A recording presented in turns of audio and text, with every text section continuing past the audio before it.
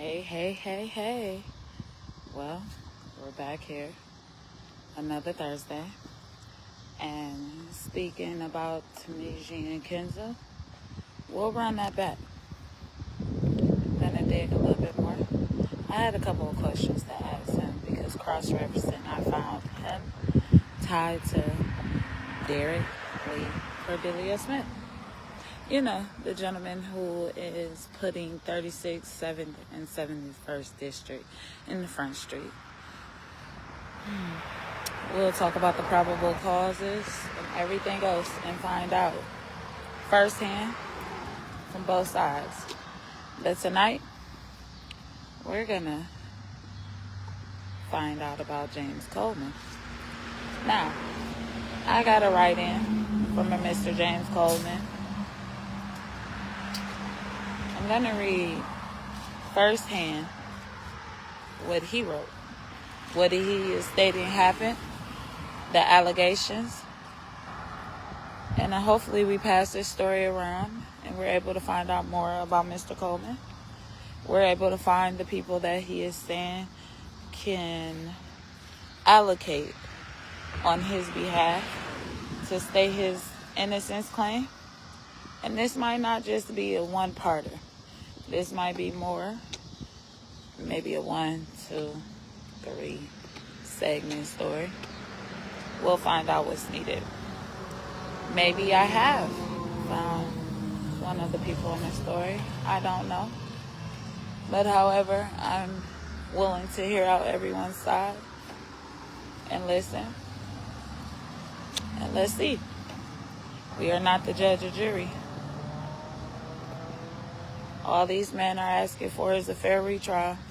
I'm just here to be the voice to what they're saying, what many can't do. Hi, Bianca. Let me explain my case in a nutshell. Myself and 4 escort women were occupying 2 separate second-floor hotel rooms in Southfield.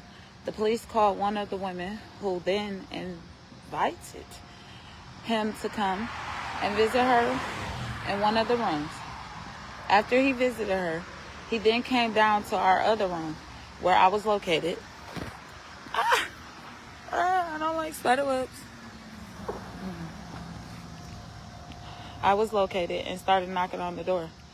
I panicked and jumped out the window. Shortly after that, I was apprehended.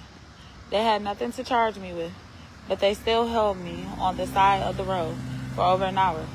I wasn't on parole or probation, and I didn't have any outstanding warrants. They then made up some fabricated charges and took me to jail. After I sat in jail for 3 days, they then changed all the charges that they had arrested me for and charged me with some totally different charges. Hey, Bianca, the main thing that I'm concerned about is all the corruption and misconduct that the police used to convict me with, because without their misconduct, the judge was going to throw out the case. And here's why. When I jumped out the window, the police was knocking at the door and ran downstairs too.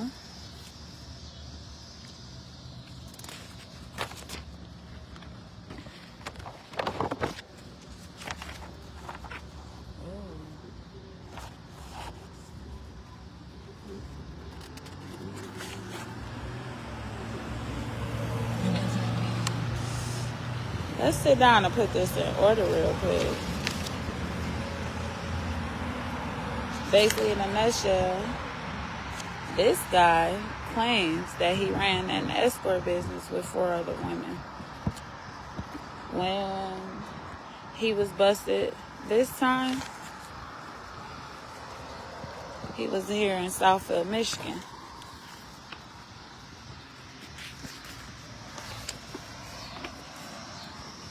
At a hotel.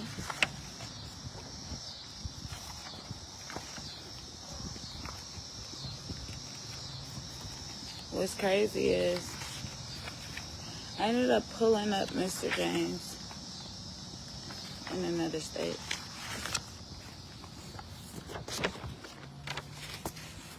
I guess I shouldn't have dropped my files, huh?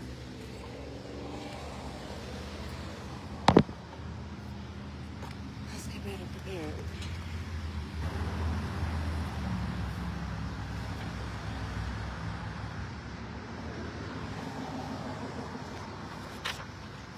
out the spider web.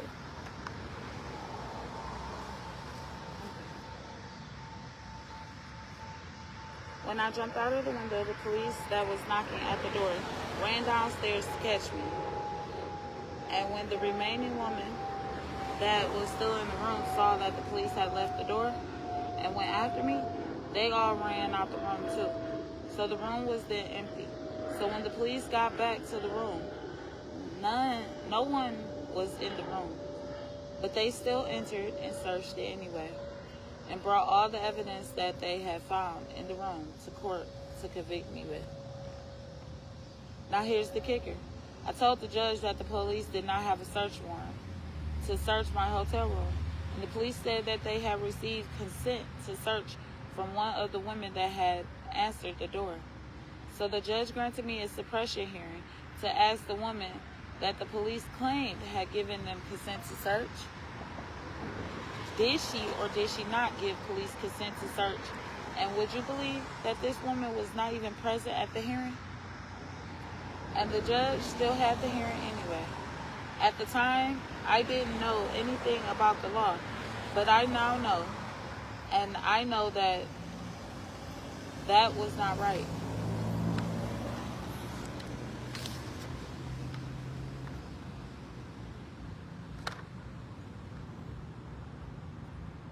Now here's another kicker. In recent years, I was able to obtain my preliminary examination transcript, and in it was the testimony of both the police and the woman that the police claimed had given them consent to search. And here's what was said.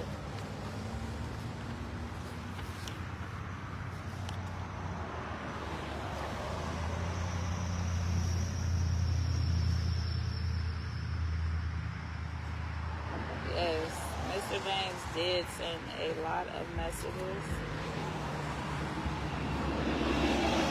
I actually dropped my case file just a minute ago, but I refuse to postpone a show to keep doing that. So we're gonna do as much as we can, and I actually think I know how this all fails. So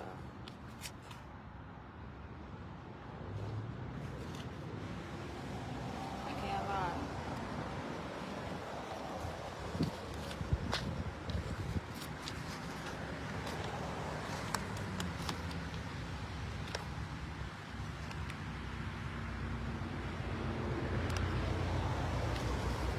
The police claim that they had consent from a lady that was found in the room. James claims that that woman, or no woman, was left in the room. The lady who said it never showed up in court.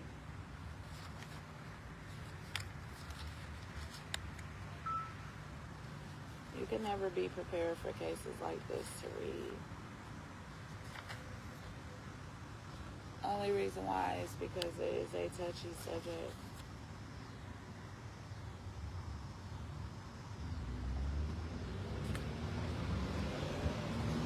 Uncomfortable.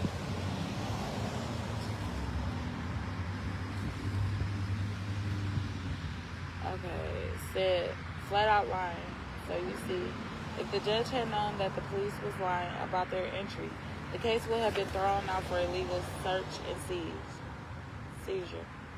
So it's just like I didn't even have a suppression hearing because the star witness, Christy King.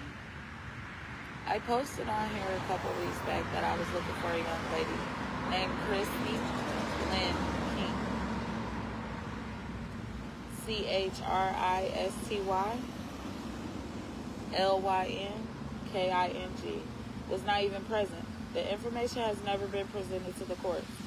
So I was thinking, what if you send the evidence that I got? Well, this is what every person who alleges that they were wrongfully convicted comes out the gatework with. So I was thinking, what if you send the evidence that I got and you check it out and verify it is what it is, and from there We take it to the head of Oakland County Prosecutor, Karen McDonald, and see if she would be willing to make it right or go the social media way. What do you think?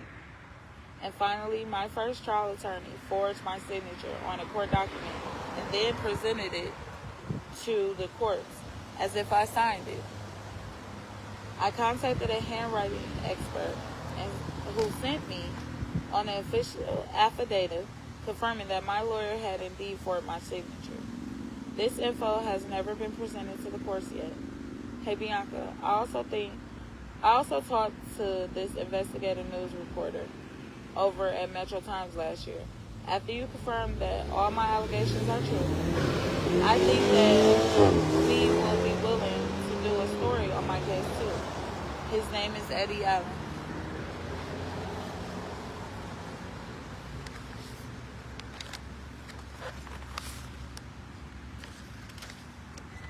He also states that the police preliminary in June of 2013. If you look up WXYZ 7 News, James Coleman, there was alleged James Coleman at the age of 51 who was arrested at a hotel. And it talks about trafficking and child trafficking and how it was a collaborative investigation.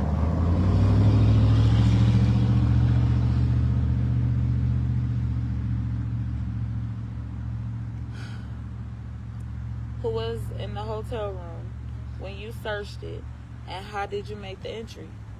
No one was in the hotel room when I searched it. This is allegedly what the officer said. The woman. Preliminary on 6/2013. Did you let the police in to search? No, ma'am. Exact same police, exact same question 7 months later at suppression hearing. January 28, 2014. Who was in the hotel room and how did you make your entry? A woman by the name of Christy King allowed us entry and gave us consent to search. Flat outline. That's what he meant by flat outline.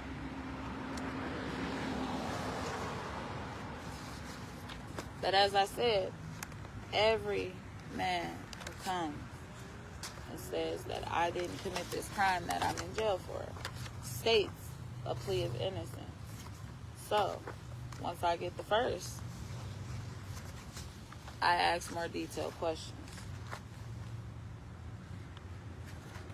And then we go on from there. Hey there, guardian angel. Okay, I just sent you a message. It is kind of long, so it may take a little bit longer for you to get it. Let me know if you need anything else.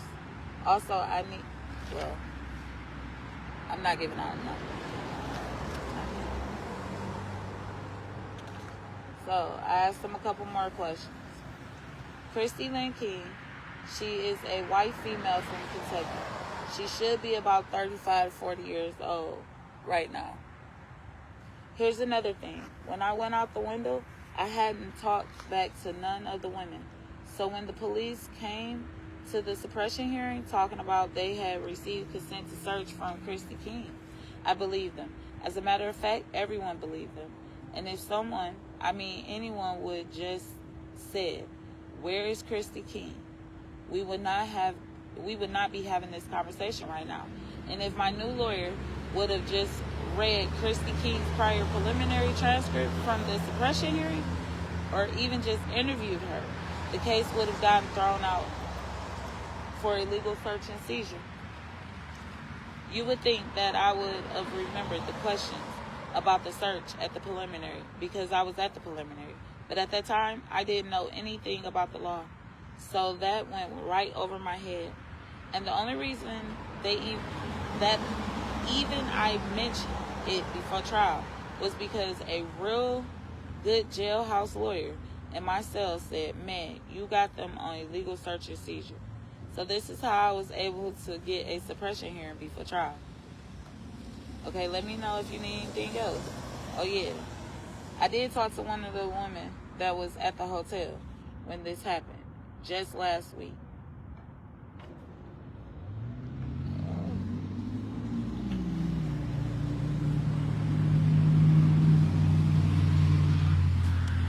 Let me know if you need her contact info. She was there when I jumped out the window. And finally, I know I'm talking a lot, but it's like you're my savior. I just want to say this last thing. Okay, now I know that the fact that the police flat out lied at the hearing, and I could tell that it was bothering the prosecutor because she didn't tell the judge that the police was lying, because she asked the women at the trial about the police coming to the room again, and the women said the same thing. We all scattered when James jumped out the window. So she did something wrong by not telling the courts that the police were lying. I'm telling you, Bianca, this story gets out, it's going to make national news.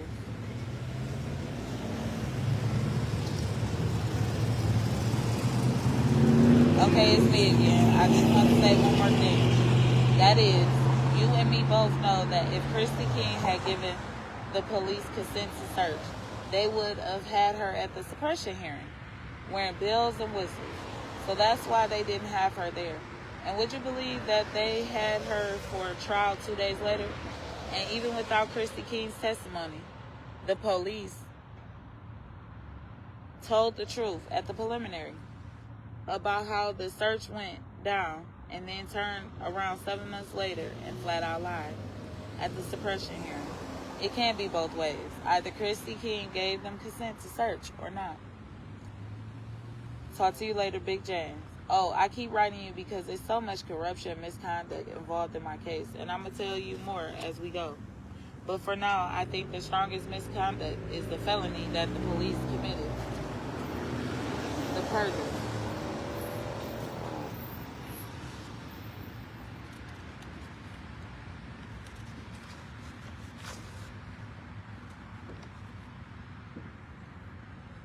So, my next line of questioning was to him along the lines of,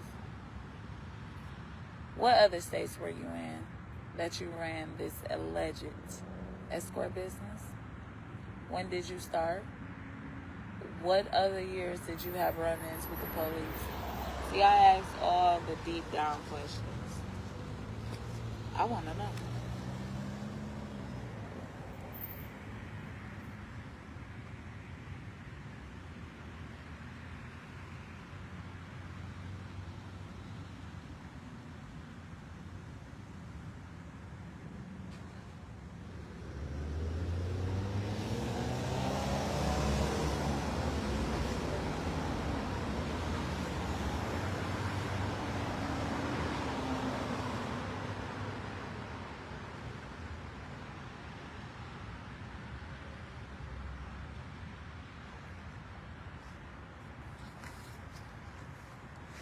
I just talked to Blank, and man, you be on your shit. Yeah, that's me.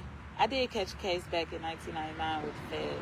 And they pull all kinds of stuff on the news about me that wasn't true. I should have sued them for defamation because of some of the things that they said. They said I had some 12-year-olds working. If that was true, I would have never got out of prison. And then when I got busted on this case, they put me on the news again and used the same news articles from the federal case and mixed it with this case. If you read both articles, you will see what I'm talking about. Okay, Blink, I talk about my case, and I say that I'm innocent. Because when they stopped me, they didn't have anything to charge me with. It wasn't until after they locked me up that they fabricated charges for 3 days. And then looked into my background and saw that I had been busted before for prostitution and decided we have to find a way to get this guy. And then came up with what they charged me with. So I would say that I'm innocent. But me trying to challenge what they charged me with will appear that I played a part in the crime. But regardless if I played a part in the charges or not, I know that we got them on illegal search and seizure. The perjury, the police misconduct,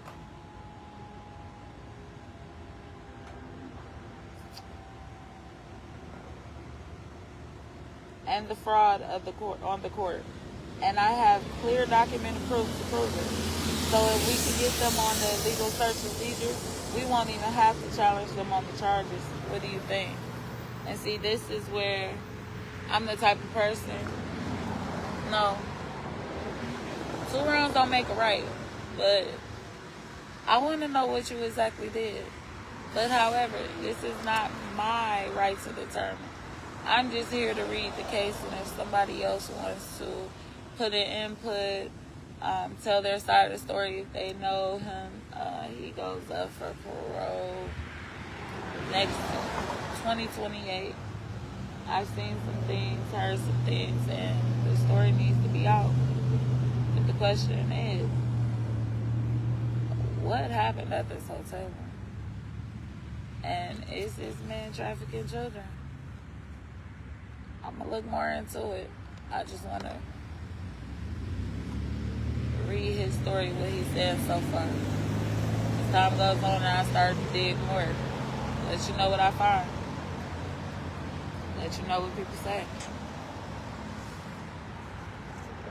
But a lot of these cases, because they were done with police misconduct, courts misconduct, and so on, so on, so on, so on. If these men take their cases to the court, they could walk for things that they really did. So, people coming forth, writing statements.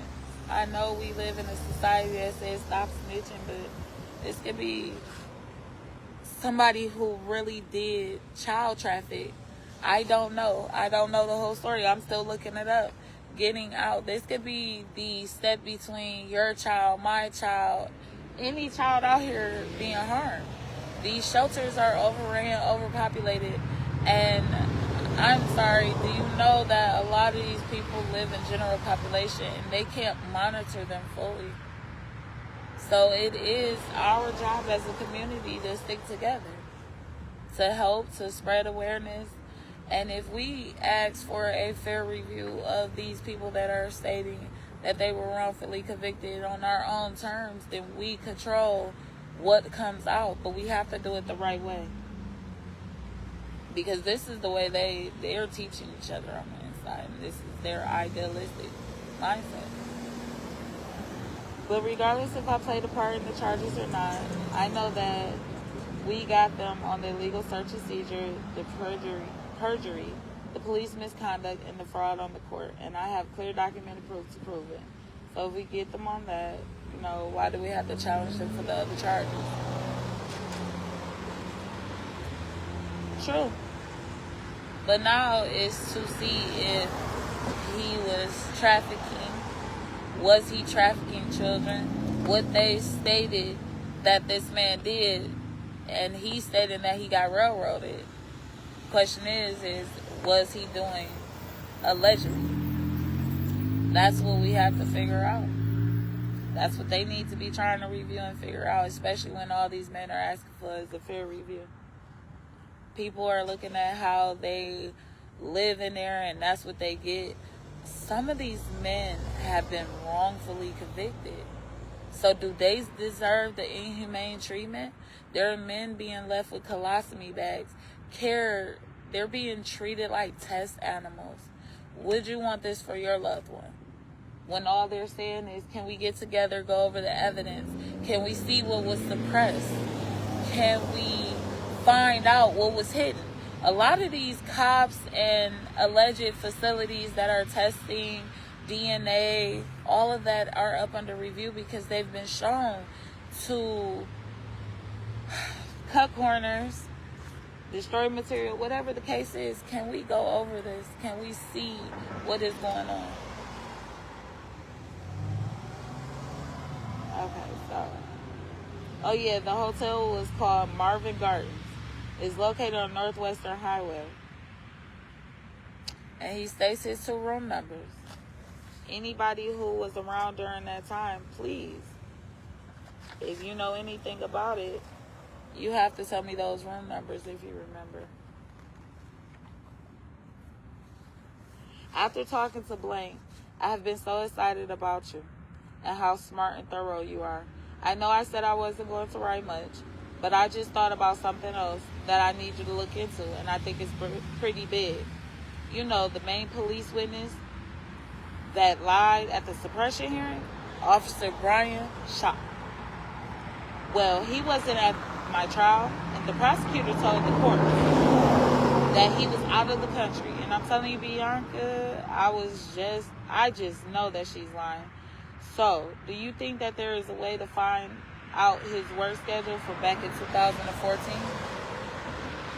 She said that his plane got stranded in the DR. And here's what I need to know. The officer in question name is Officer Brian Schock. 2013, Officer Brian Schock was a sergeant at the Roseville Police Department.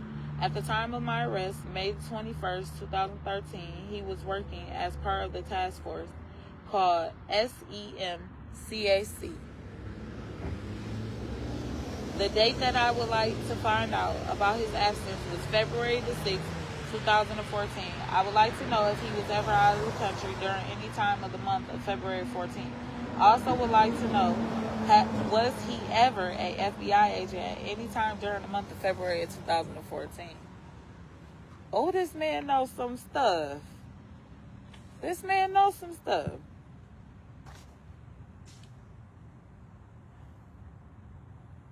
Because the prosecutor also told the judge that the officer was blank, and I have all the transcripts. Thank you for your help. See, once you start mentioning certain tasks, certain people, FBI, all of that, baby, I limit my interaction. I want to stay off them people radar. I'm only mentioning y'all because he mentioned it in this. If y'all would like to see it, please arrange for us to sit down. I don't have no issues with you.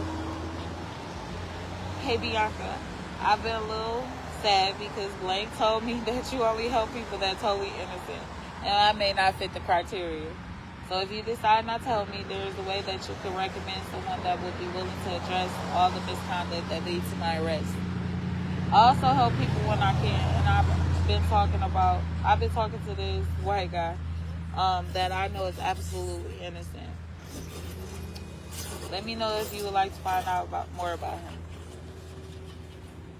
So they pass my information around, so a lot of my cases come from within side of people who state that they are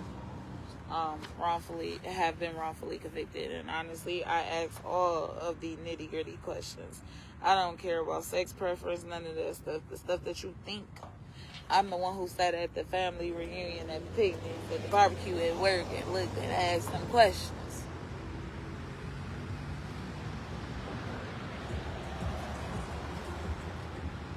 I just talked to Blank, and he told me that you want to know more about the Ohio thing. Okay, the way the Ohio came into the picture is because when I fought the federal case, that's where they sent me to do my time. That way, the way that the feds even got involved is because I had a pretty big operation going in Detroit back in 1995. So who you pissed off, James?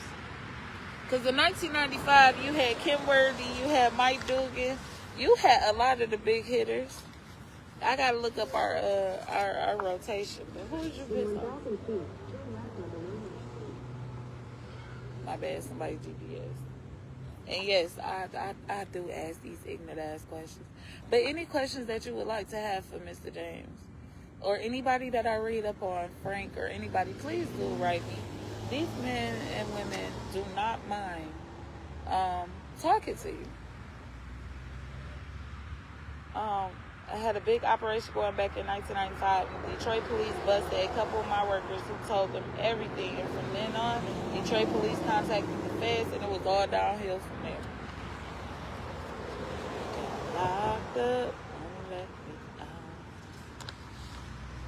Oh yeah, I forgot to tell you the name of the city. The prison was called Elkton, and it was in Lisbon, Ohio. I'm sorry, Lisbon. If I murdered that. Hey Bianca, what I really need is a FOIA done. Can you do one of those for me? I sent you a message on 625 that explains what I need. If you think that you can do it, just tell me now and we can get it started. Thanks for your help. Big James. I ain't calling no grown man no big nothing. That is James.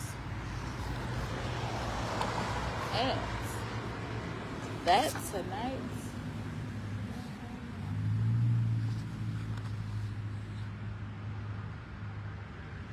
I asked him about his details of his background and him growing up. I ain't gonna lie. This gonna be my last one. Cause,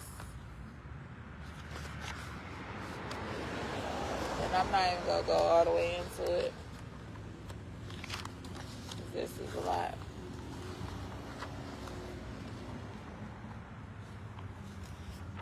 I just, like I said, I get into the nitty gritty. I ask every little detail. Did you get the message that I sent today? It pretty much covers everything. What specifically do you need? I'm very thankful that you're willing to help me. Just tell me what you need and I'll try my best to provide. So if you have any questions, please. Okay, let me apologize for not being 100 at first. Yes, I did do my little one too. You're not about to lie to me. You're not about to play with me or waste my time. I set standards and I set a strict business moral. I stand by morals and the code of conduct, and I cause no harm and I do no harm. I apologize to the people when I reach out if I overstimulate them, if I ever trample over any boundaries, because I really do care. I care about what happened to people. So yes, when I felt like I was being played with, we put up a boundary. You're not about to play with my time or my patience. Okay, let me apologize to you for not being 100 at first. And I want to thank you for even considering helping me. It means a lot to me, and I really appreciate it. Okay, I was born in Chicago. My mom died when I was 6 years old. So my Aunt Mary came and picked me up and took me to Detroit back in the 60s. She owned a deli restaurant on Wyoming, which I began to work for around the age of 12.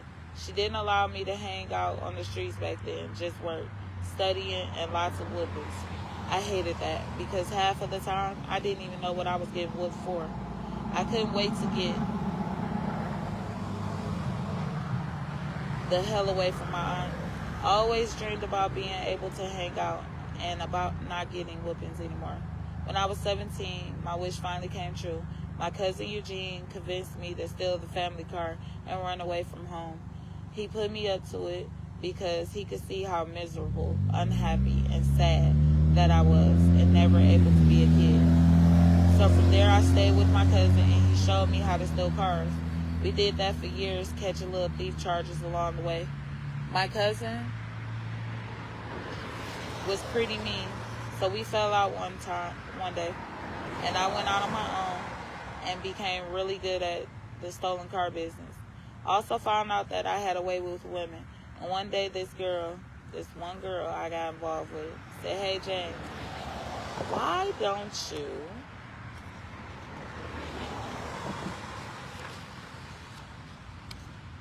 be my pimp?"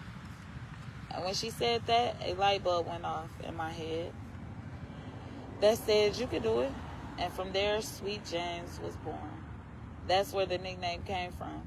So now I was a pimp and I was stealing cars at a young age. Man, I felt unstoppable.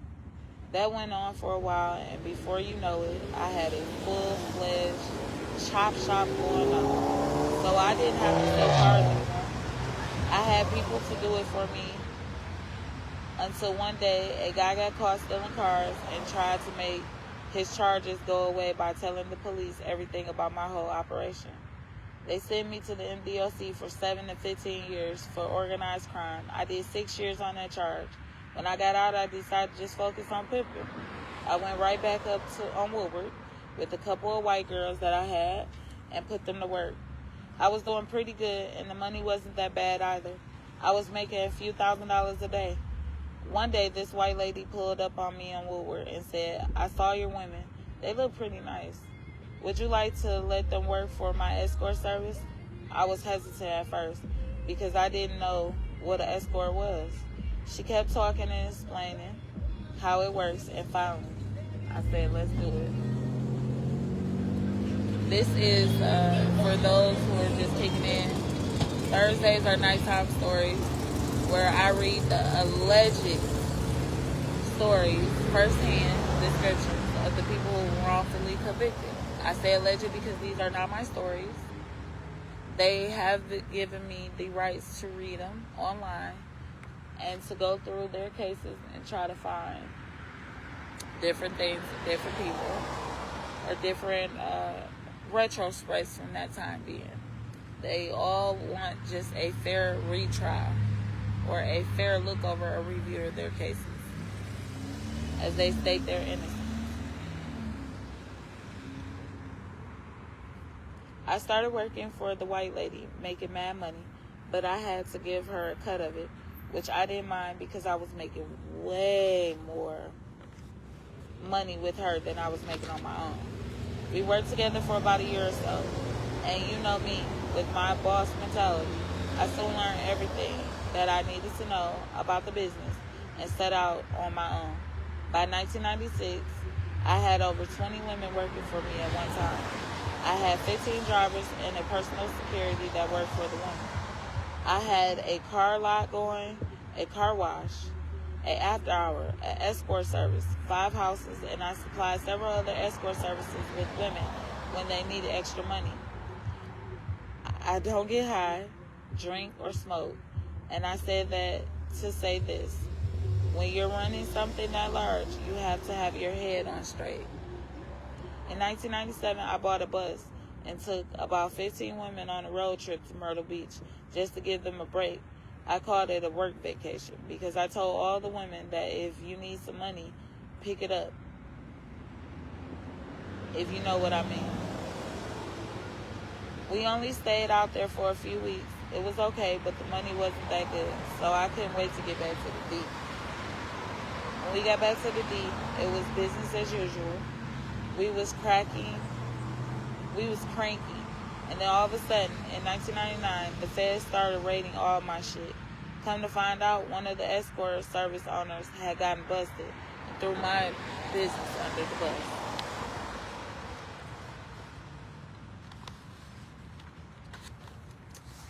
And with that being said,